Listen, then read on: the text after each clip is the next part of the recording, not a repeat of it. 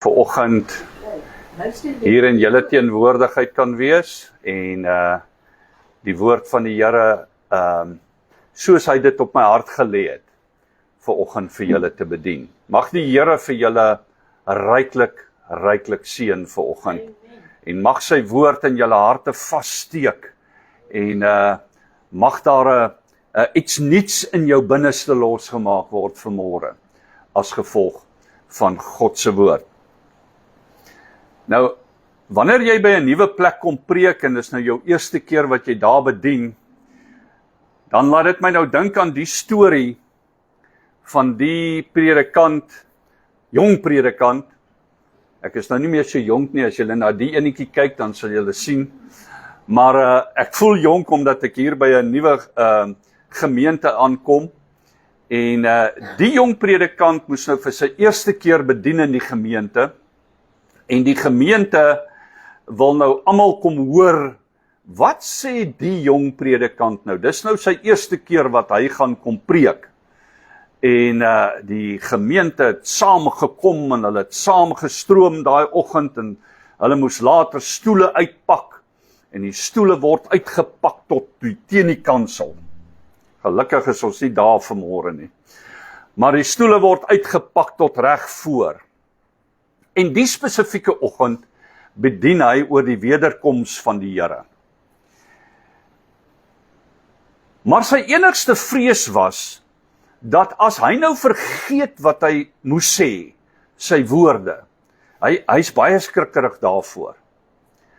Maar nou het hy op kweekskool of in Bybelkollege het hy nou geleer, as jy vashak met jou woorde, dan moet jy jou vorige sin net herhaal, dan sal jou vloei van jou gedagtes nou weer kom, en dan sal jou preek nou weer aangaan.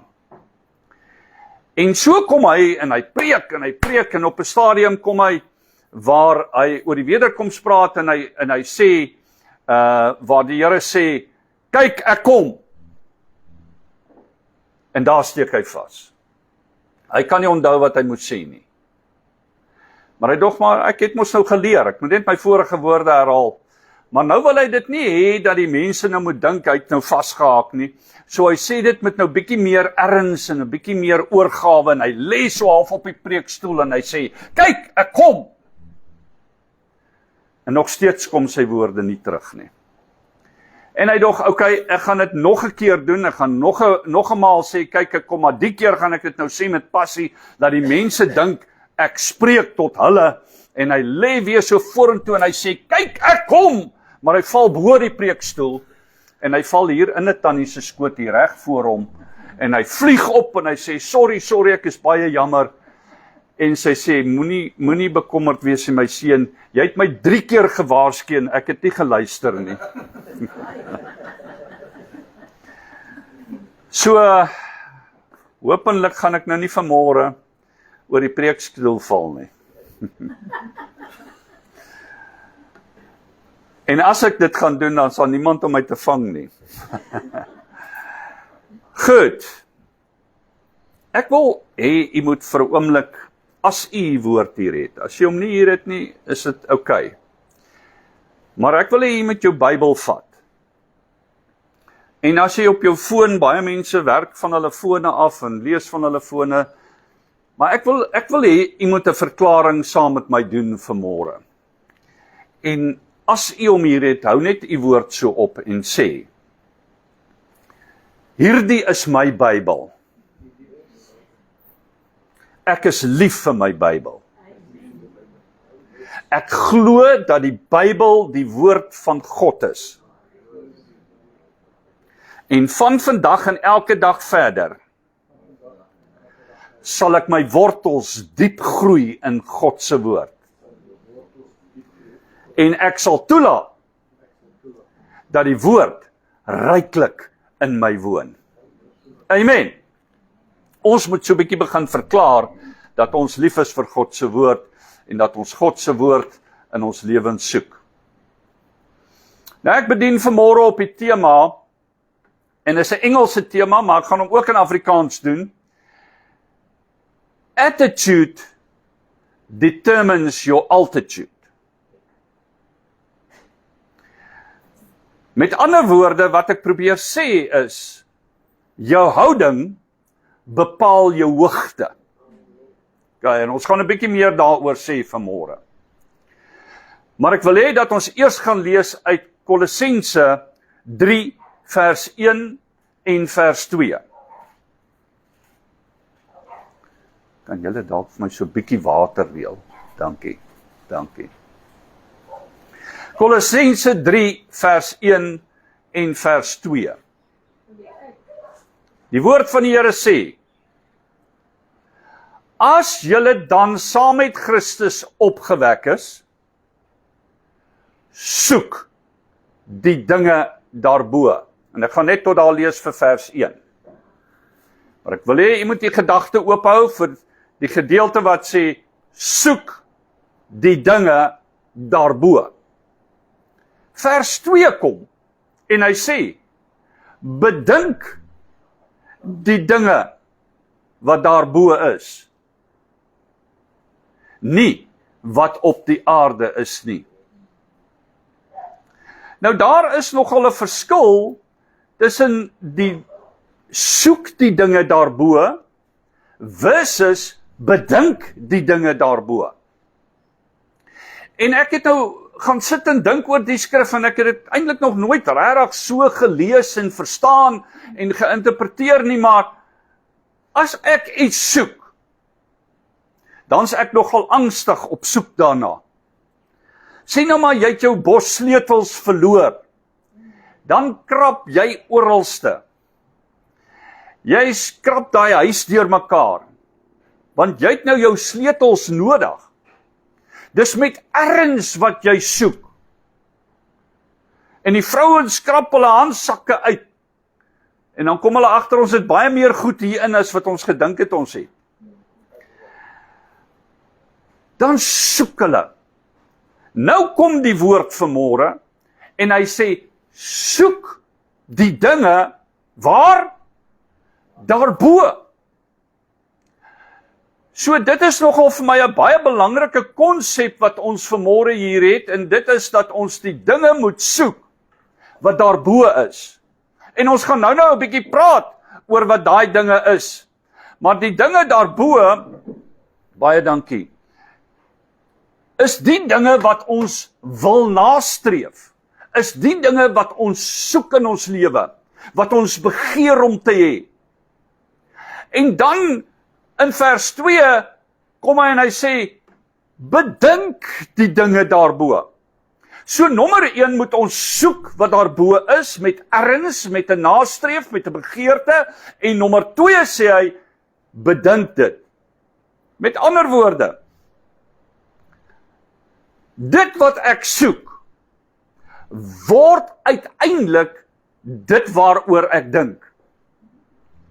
Want as ek nou iets soek en ek soek nou my sleutels, dan begin ek dink, waar is my sleutels? Waar het ek dit laaste gesit? Wat het ek daarmee gedoen?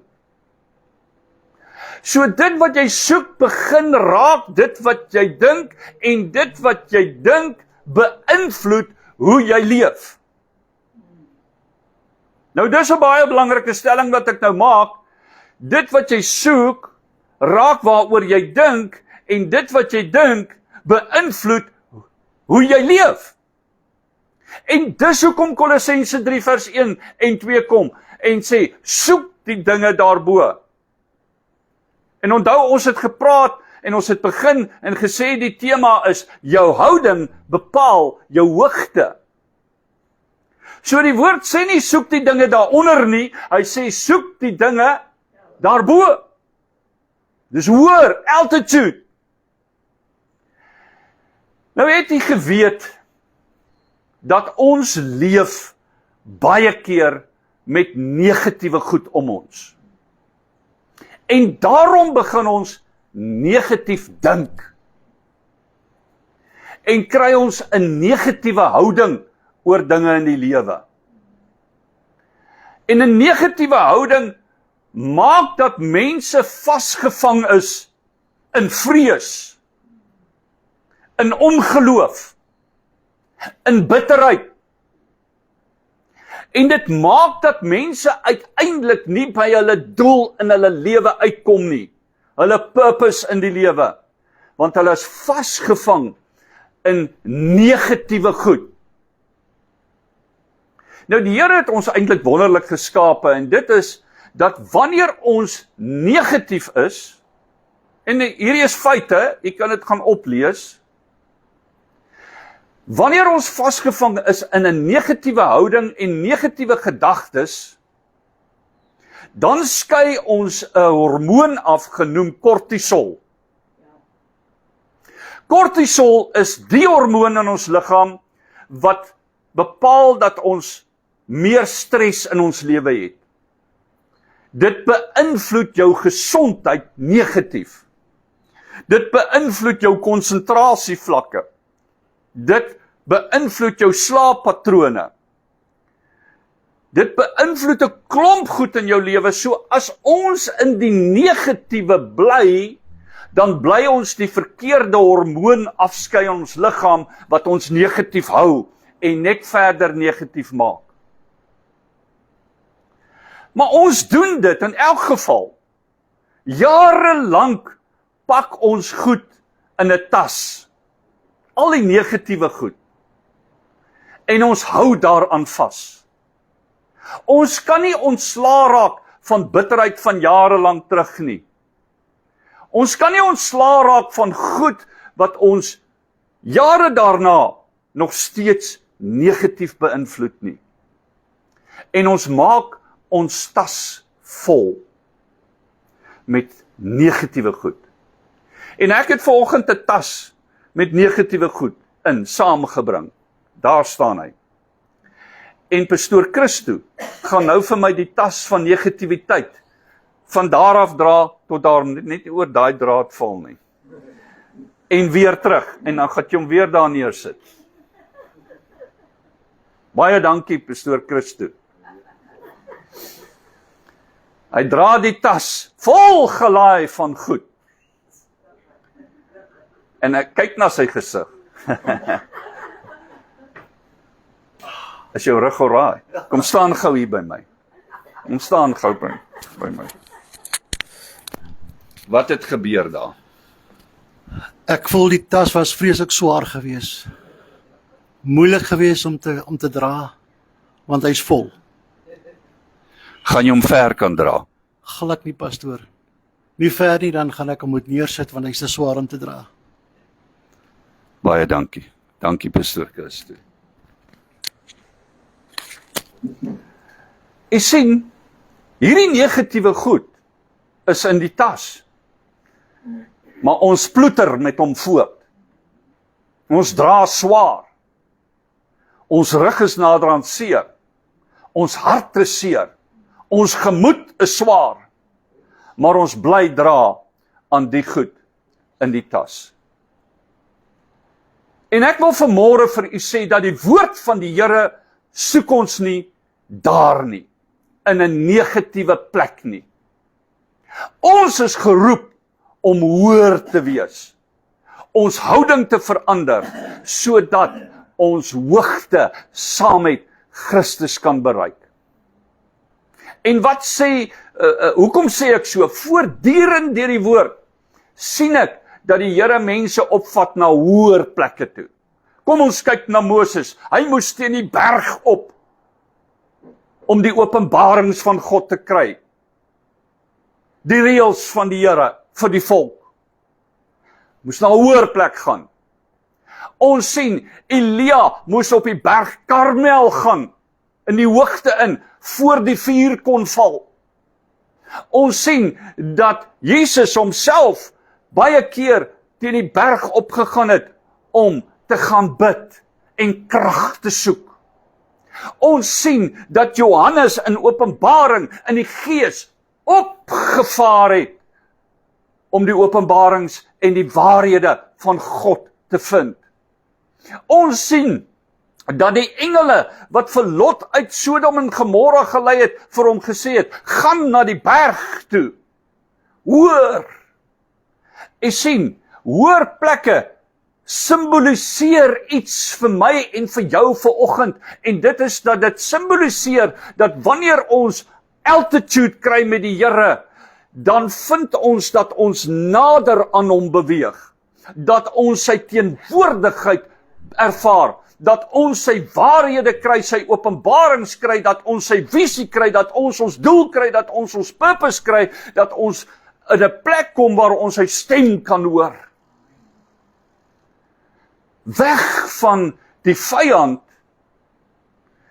wat ons wil beroof en die negatiewe goed aan ons bly voorhou. Romeine 12 vers 2.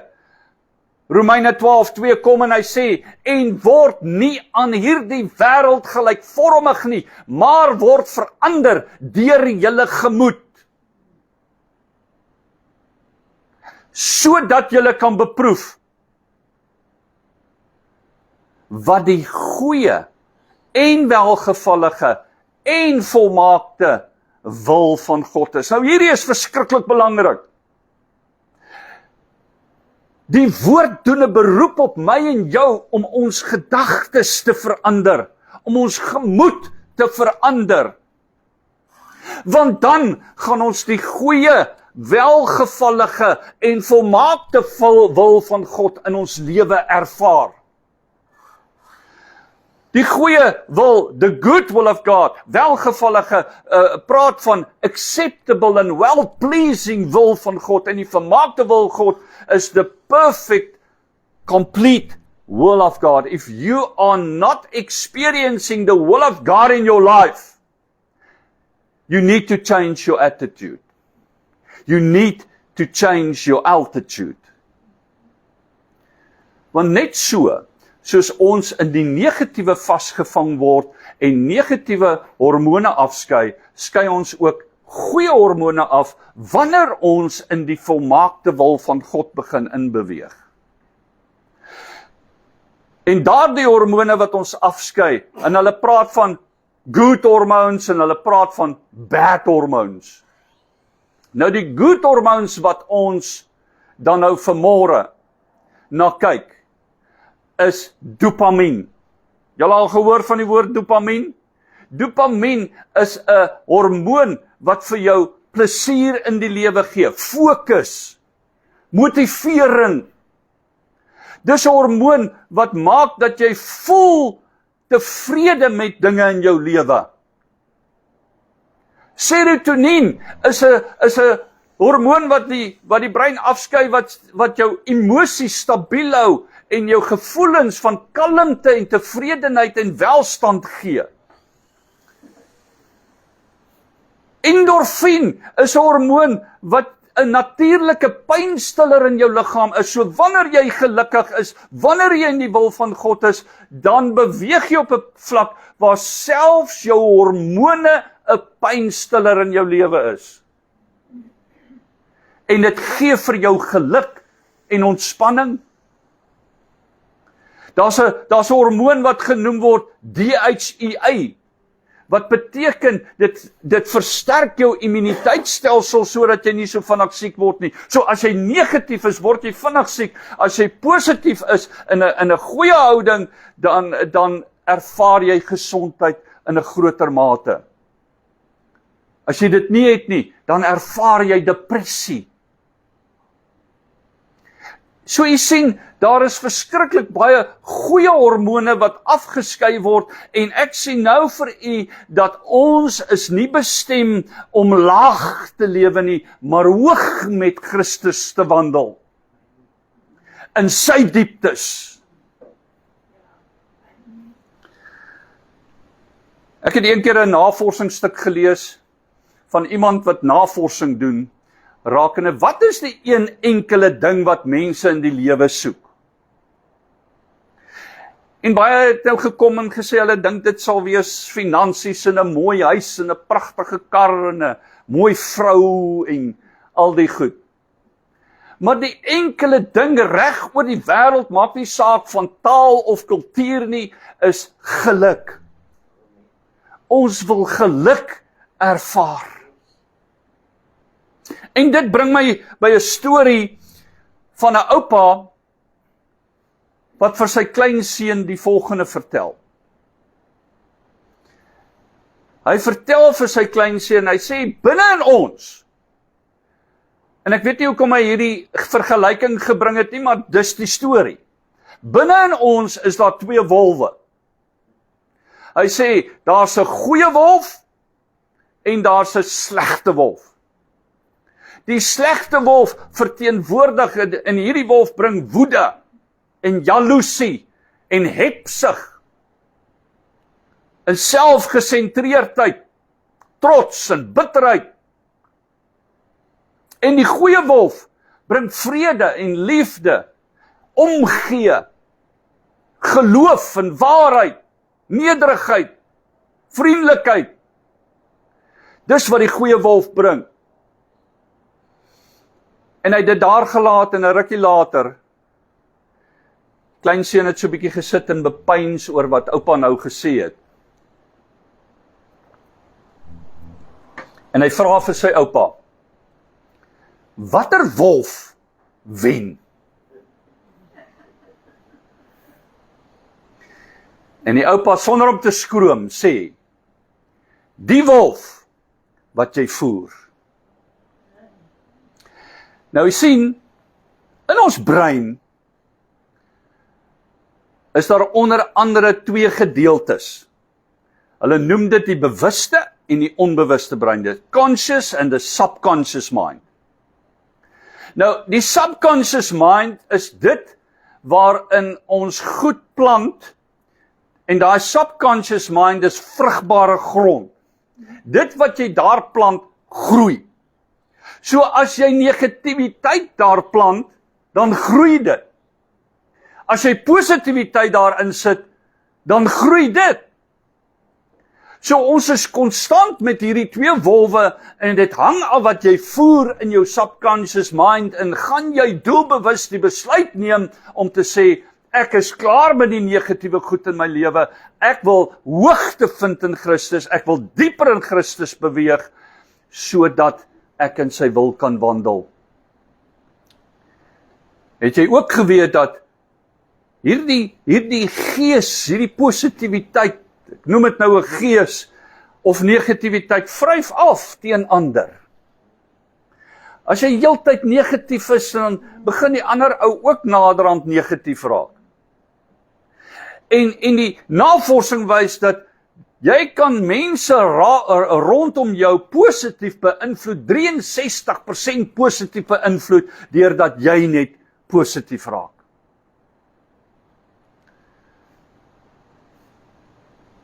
Nou wil ek 'n ding sê.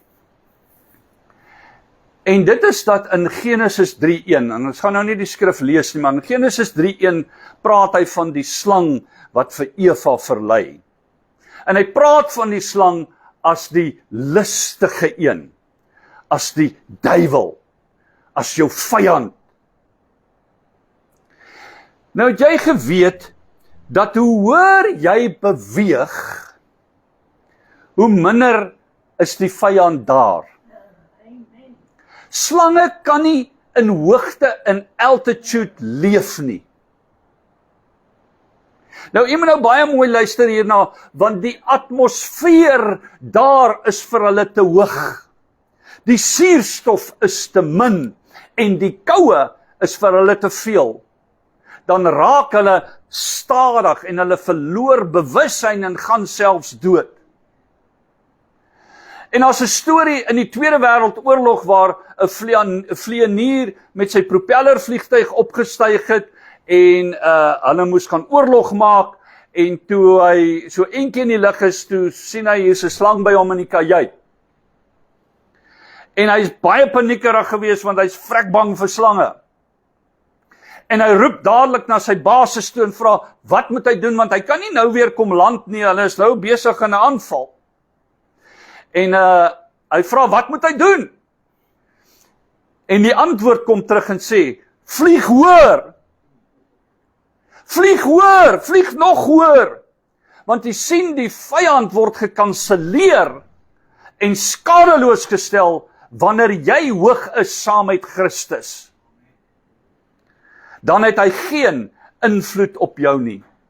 Ons is nie gemaak om laag te wandel, soos Eva wat met die slang begin onderhandel het. Jy sien, wanneer ons in laagte is, met ander woorde, nie in die teenwoordigheid van die Here nie, dan raak ons vlees belangriker.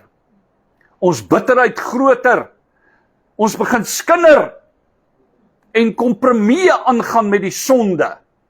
En ons begin selfs ons sonde goed praat. Ons rasionaliseer ons eie sonde en die vyand het maklik toegang tot ons, maar ons, wanneer ons hoor beweeg, dan is daar nie meer ruimte vir die vyand in jou lewe nie. Jy moet jou denke verander, Romeine 12:2. Jy moet jou gemoed verander. Jy moet in die perfekte wil van God begin inbeweeg. En ja, ons doen dit, en pastoor Christo het vanoggend daarna verwys, en hy het gesê dat ons die heerlikheid van God moet soek, ons moet honger en ons moet dors daarna. Matteus 5:6 sê die volgende in Engels, en ek lees dit nou in Engels, hy sê, blessed and fortunate are those who hunger and thirst for his righteousness. Matteus 5:6, gaan lees dit maar. En sien, wanneer jy jou honger en 'n dors kry vir God, dan verander jy jou houding. En wanneer jy jou houding verander, dan beweeg jy op in die teenwoordigheid van die Here. Markus 12:30 kom, en hy sê, en jy moet die Here, jou God, lief hê, met jou hele hart, met jou hele siel, met jou hele verstand, en met al jou krag. Wow! Met alles. 50% is nie voldoende nie. Hy praat van 100%. Met jou hele hart, met jou hele siel, met jou hele verstand, met al jou krag moet jy die Here dien. Dan sal jy opbeweeg en altitude kry waar die vyand nie meer inspraak in jou lewe gaan hê nie. Hoe nader jy aan die Here beweeg, hoe verder beweeg die vyand van jou. Ek wil vinnig vir julle vertel van die storie, en julle almal ken hierdie, maar ek gaan dit probeer so 'n bietjie 'n prentjie skets vir julle. Toe Israel uit Egipte uitbeweeg het, toe het hulle al die wonders van die Here gesien. Hulle het al die tekens gesien. Hulle het die 10 plaae gesien gebeur. Hulle het gesien hoe dat die Rooi See voor hulle oopmaak met die Egiptenare se leer wat agter hulle is. Hulle het op droë grond deurgetrek in die Rooi See. Hulle het gesien hoe dat daai see weer toemaak op die leer van die Egiptenare. Hulle het gesien hoe dat die Here hulle in 'n wolkkolom in die dag gelei het en 'n vuurkolom in die nag. Hulle het gesien hoe dat die Here vir hulle kwartels voorsien. Hulle het gesien hoe die Here vir hulle manna voorsien. Hulle het gesien hoe water uit 'n rots uitkom. Hulle het gesien wat by die berg Sinaï gebeur het. Hulle klere en hulle skoene het nie eers versluit nie. Hulle het dit gesien. En nog steeds het van hulle nie eers die beloofde land ingegaan nie. Hoekom? As gevolg van hulle houding. Want hulle het mos nou gemurmureer en gekla oor ons leierskap en oor die kos wat ons moet eet en die uitdagings wat daar is. En so het hulle terugverlang na die kospotte van Egipte land. 'n Reis wat 15 dae sou neem, word 40 jaar. Sê die woord nie in Filippense 2 vers 14, doen alles sonder murmurering. Wat is jou houding oor dinge in die lewe? Kyk wat gebeur in daai selfde tyd met Josua en Caleb. 12 verspieders word uitgestuur na die beloofde land om te gaan kyk. Hulle sien, dis 'n land van melk en honing. ongelooflike land. Die grond is so vrugbaar. Hulle het selfs 'n druiwetros teruggebring, wat hulle met 'n kapstok tussen 2 manne moes dra. En dan hang hy op die grond. So groot was die druiwetros gewees. Hulle het hierdie goed gesien.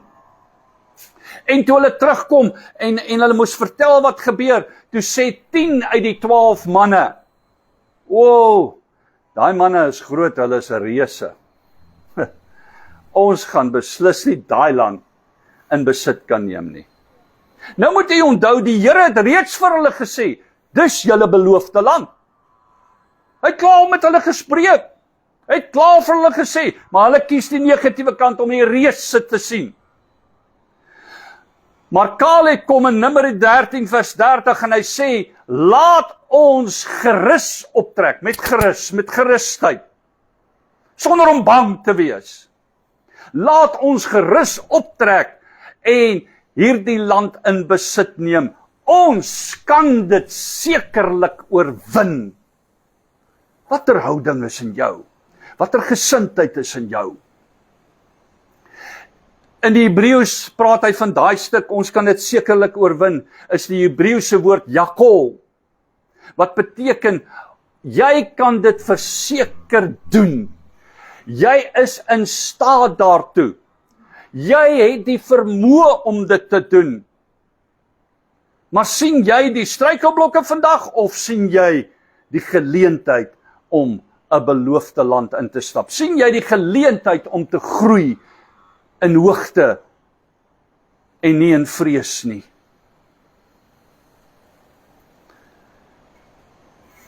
Wanneer jy hoër beweeg, en ek gaan nou nog 'n punt maak, wanneer jy hoër beweeg, dan raak jou probleme kleiner. Ek weet nie wie van u het al met 'n vliegtuig gevlieg nie. Maar wanneer ons so kyk, dan sien ons die geboue en die karre en die hoë geboue. Maar wanneer jy opstyg met die vliegtuig, dan word hulle al hoe kleiner. Die karre lyk naderhand soos mure. En later sien jy hulle nie eers meer nie. Maar wanneer jy hier is, lyk jou omstandighede so reusagtig. En oorheers dit amper jou denke. Maar hoe hoër jy styg in gebed, hoe hoër jy styg met jou intimiteit met God, verander jou perspektief. Die posisie waarna jy kyk na jou probleme verander. Jou probleme verander. En sien jy dit eintlik nie eers meer raak nie. En Dawid het hierdie baie goed verstaan. Toe daar 'n geveg teen Goliat moes wees, het die manne gesien. Dis 'n groot reus hierdie, ons gaan hom nie aanvat nie. Dawid kom en hy sien dieselfde reus. En hy sê, hierdie man is so groot, ek kan hom nie met my slingervel mis nie. Is dit nie 'n ander houding, iets anderste? Jy sien, jou stryd behoort aan die Here. Wanneer jy hoogte het in diepte saam met Christus, dan verander jou perspektief van dinge in die lewe. Efesiërs 4 vers 23 sê, en dat julle vernuwe moet word in die gees van julle gemoed. Ons het nou gesien, Romeine 12:2 sê, dat ons moet verander deur die gemoed. Hierdie een sê, en dat julle vernuwe moet word, julle moet ander denke kry, julle moet 'n ander houding kry, julle moet 'n ander altitude kry. Jy moet 'n ander perspektief kry. Met jou gees, wat as dryfkrag agter hierdie houding leef. 'n Boom groei groot. En hoe groter die boom groei, hoe dieper gaan sy wortels. Nou kom daar, en maak nie saak of daar winde is nie, of wat ook al nie, maar hoe dieper jou wortels gaan, hoe groter word die boom. Nou luister wat sê Psalm 1 vers 3. Psalms 1 verse 3. For he will be like a tree firmly planted by streams of water, which yields its fruit in its season, and its leaf does not wither, and whatever he does will be prosperous. Jy sien, wanneer jy by waterstrome geplant is in die teenwoordigheid van die Here, dan het jy 'n koneksie met hom. Jou blare sal nie verwelk nie. Jy sal vrugte dra, jy sal purpose hê in jou lewe. Maar nou kom daar ook in Jeremia 17 'n gedeelte by, dit praat amper van dieselfde ding, van die boom wat geplant is by water en sy blare sal nie verloor nie en hy sy vrugte dra, maar hy voeg by en hy sê, that spreads out its roots by the river. Nou daar's 'n baie ou liedjie wat Joubert gesing het, Willie Joubert. Baie ou liedjie waar hy gesing het, hier in my binnekamer. Weet nie of julle hom kon onthou nie. Maar daar in jou binnekamer groei jy jou wortels. Ek en jy kan nie die boom se wortels sien nie, maar ons sien sy takke, ons sien sy blare, ons sien sy hoogte, ons sien sy vrugte. Maar iets maak dat hy daardie hoogte bereik. En dit is waar jy in jou binnekamer na die Here soek. Get a hunger and a thirst for the righteousness of God. Wanneer die arend na die storm kyk, in Jesaja 40:31, en ek weet, is baie mense se favourite skrif hierdie, hy sê, maar die wat op die Here wag, kry nuwe krag. Hulle vaar op met vleuels soos die van 'n arend. Hulle hardloop en word nie moeg nie. Hulle wandel en word nie mat nie. Jy sien, die arend styg uit bo die storm. Hy vind hoogte. Hy beklei nie teen elke windstroom nie, maar hy gebruik die windstroom om hoër te gaan. En wanneer die storms kom, dan kom die ander voëls en hulle is bang en hulle gaan kruip weg in die bome en onder die dakke. Nie die arend nie. Hy styg uit en hy vlieg die hoogte in. Jou houding bepaal of jy gaan val en of jy gaan oplig. Romeine 8:37 sê, en ek begin amper afsluit, maar in al hierdie dinge is ons meer as oorwinnaars deur hom wat ons liefgehad het. Spreuke 23:7, want soos hy in sy siel bereken, so is hy. Soos jy in jou siel bereken, so is jy. Is jy negatief? Is jy positief? Het jy die regte houding? Of 'n negatiewe houding?